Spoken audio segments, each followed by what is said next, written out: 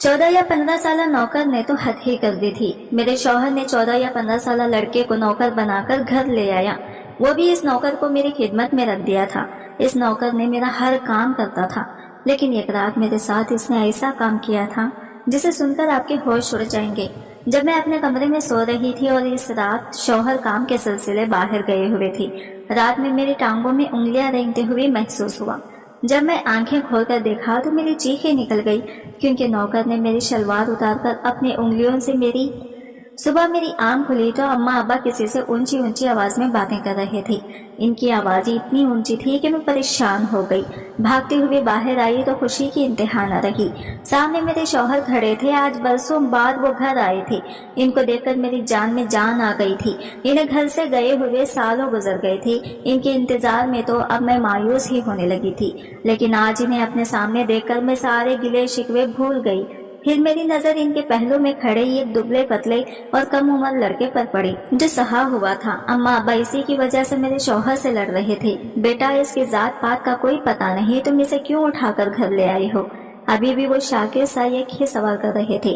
अम्मा जी, अपने लिए थोड़ी ना लाया हूँ, आप लोगों की खिदमत के लिए लाया हूँ। इसे जमींदार साहिब ने मुझे इसे तोहफे में दिया है। आप तो जानते हैं बहालपुर के जमींदारों की सखावत मशहूर है। मैं इसे अपने साथ जबरदस्ती नहीं लाया। मेरे मालिकों ने इसे मुझे अपने तोहफे में दिया है और ये भी मेरे साथ आने पर खुश है।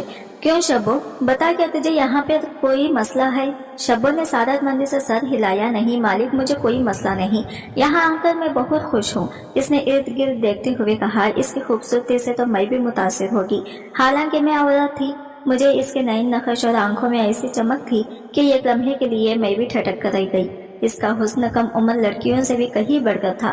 खैर, इसने सर पर टोपी पहन रखी थी और हाथ बांधे खड़ा था, बिल्कुल ऐसे जैसे मुगलिया दौर में बादशाह के सामने कोई वजीर या दरबारी हाथ बांधे खड़ा हो। इसका अंदाज बहुत ही मौदबाना था। अब्बा ने खूब बहस की, मेरे शौहर को बहुत डांटा। कहा कि तुमने भला हमारी इजाजत के घर में जवान लड़के को रख लिया, कल को ये बड़ा होगा तो बहू और हमारी औरतों के लिए मसले होंगे।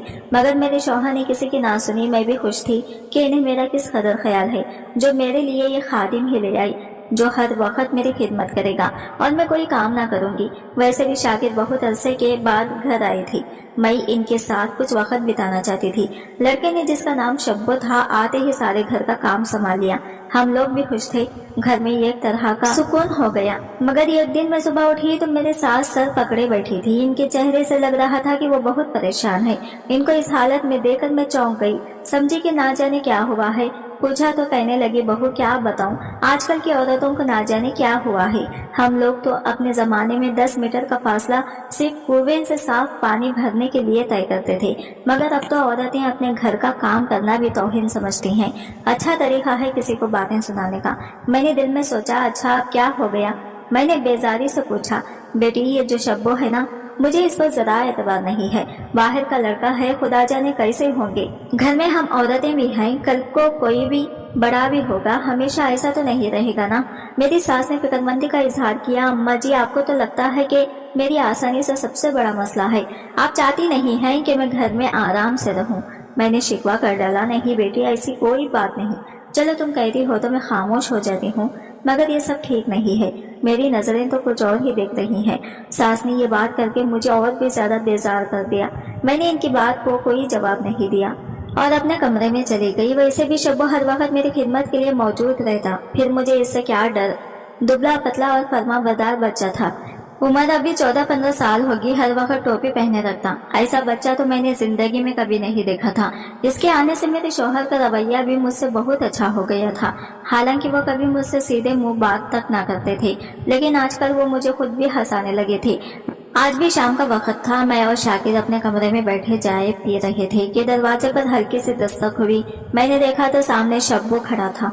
क्या बात है शब्बो, इस वक्त क्यों मखल हुए हो? मेरे शौहर ने गुस्से से पूछा। आने दे बेचारे को, कोई बात करना होगी, मैंने कहा। तब शब्बो ने सर झुका लिया और बड़े धीमे लहजे में बोला, मालिक मेरी तबीयत खराब है, मुझसे काम भी नहीं हो रहा। अगर आप 2 दिन की छुट्टी दे दें तो मेरी तबीयत संभल जाएगी, वरना मैं ये काम भी नहीं कर पाऊंगा।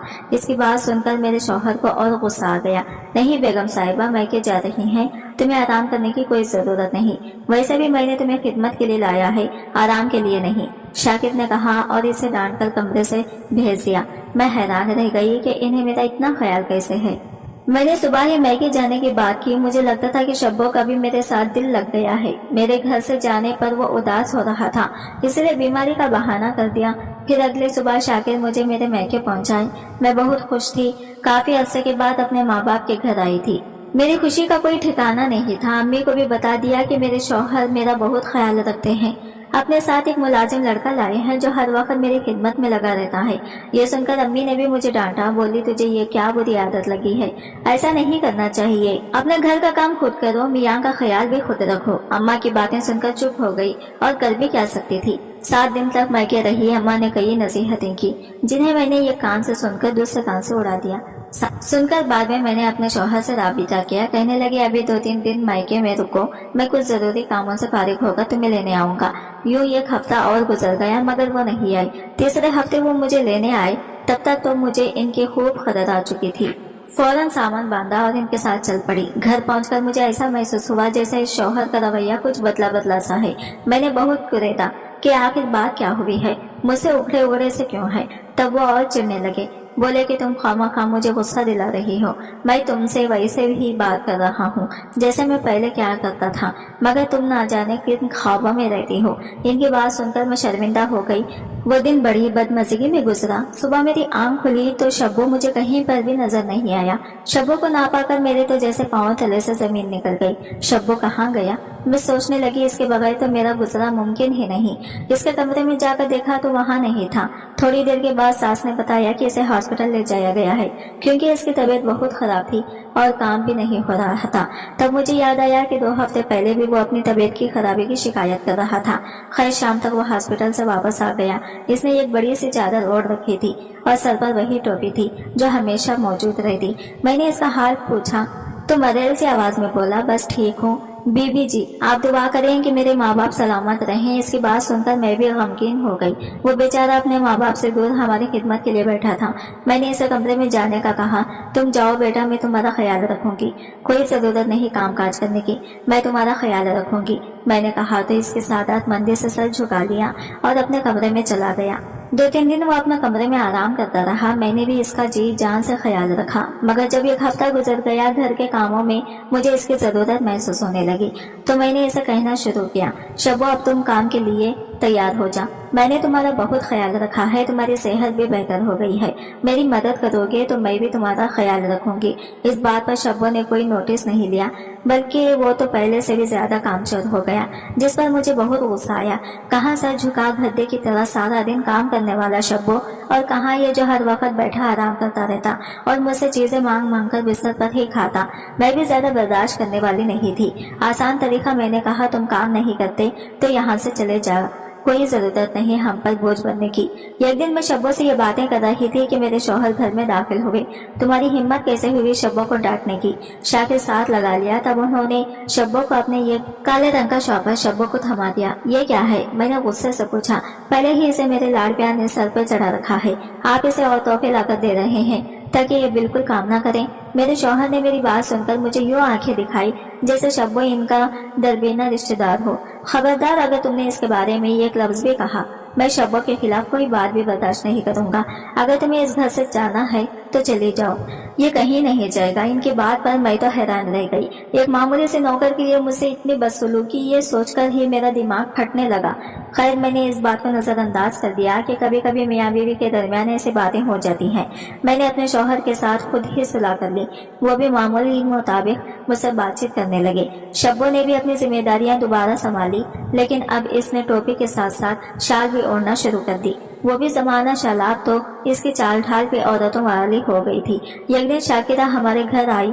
वो मेरी पड़ोसन थी जो कभी कभार ही हमारे घर आती थी, मगर जब भी आती अच्छे मशवरे अपने साथ लाती जो मेरे काम आते रहते। आज शाकिरा मेरे घर आई तो शब्बो ने इसे चाय बनाकर दी। इसने चाय पीते हुए शब्बो को बगौर देखा, सर से पांव तक इसका जायजा लिया।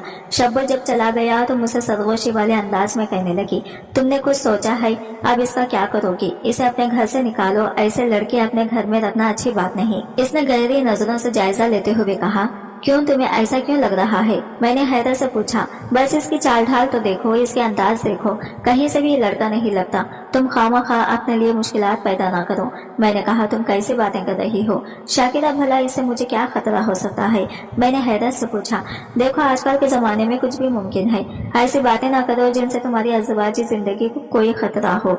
हमेशा इंसान को एहतियात से काम लेना चाहिए। मगर मेरे पास शब्बो के बारे में कोई सबूत नहीं था जो मैं इससे लड़ झगड़ कर इसे घर से बाहर निकालती थी। एक रोज मैं सुबह सुबह नाश्ता कर रही थी, शब्बो को आवाजें देने लगी, मगर इसने कोई जवाब नहीं दिया तो मैं इसके कमरे में चली गई। गलती से आज का दरवाजा खुला था, जो कि ज्यादातर बंद ही रहता था। मैंने दरवाजे से अंदर झांका तो शब्बो ने अपने सर से टोपी उतार रखी थी और फिर मैंने वो मंजर देखा कि मैं अपने पाँवों पर खड़ी न रह सकी।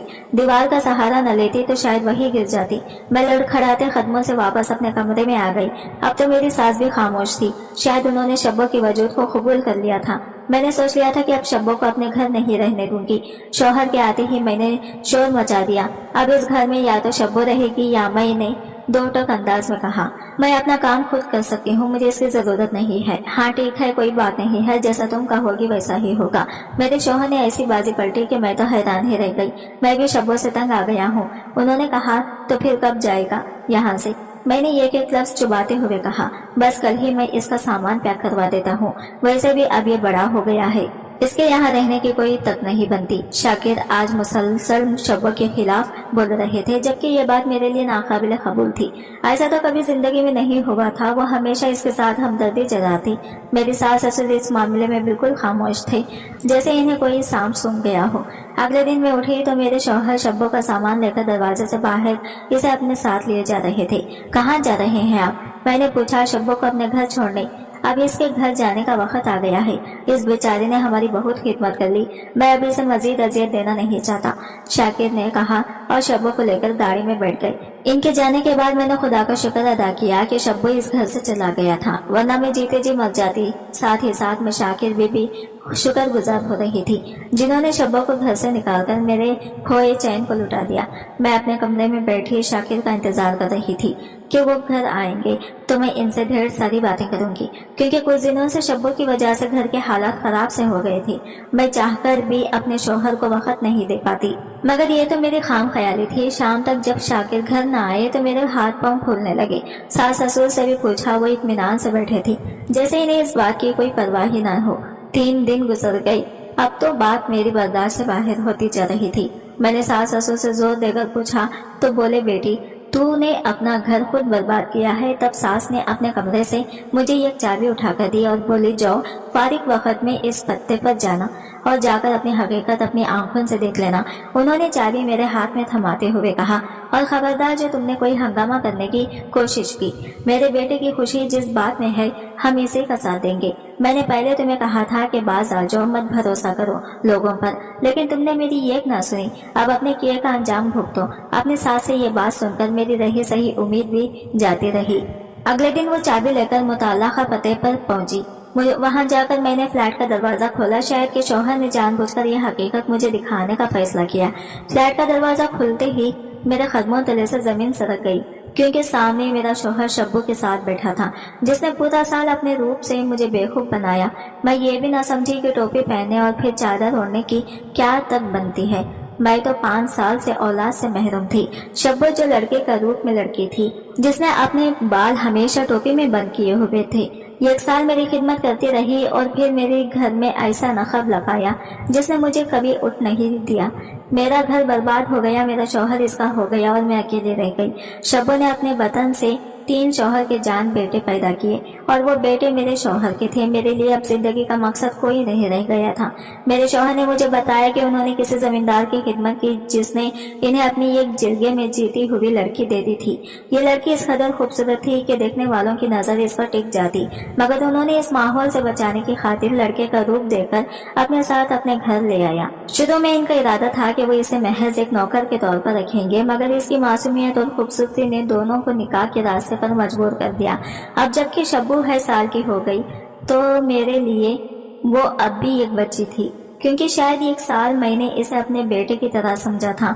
शब्बा ने भी बड़ेपन का मजहारा किया, इसने मुझे बड़ी बहन वाला दर्जा दिया। बिलाखिर हम दोनों की सुलह हो गई। अब हम दोनों एक ही घर में एक छत तले रहती हैं। मैं इसका ख्याल रखती हूँ और वो भी मेरी इज्जत करती है, मगर सब लड़कियों से यही कहूंगी कि अपनी सास की बातों को बुरा ना मनाएं। बाज़ औक़ात इन्हें जो बातें पता होती हैं हम इनसे कभी आशना ही नहीं होते। आज की वीडियो कहानी आपको कैसी लगी कमेंट करके जरूर बताइएगा, और वीडियो अच्छी लगी है तो लाइक शेयर जरूर कीजिएगा, हमारे चैनल को सब्सक्राइब करें फ्रेंड्स।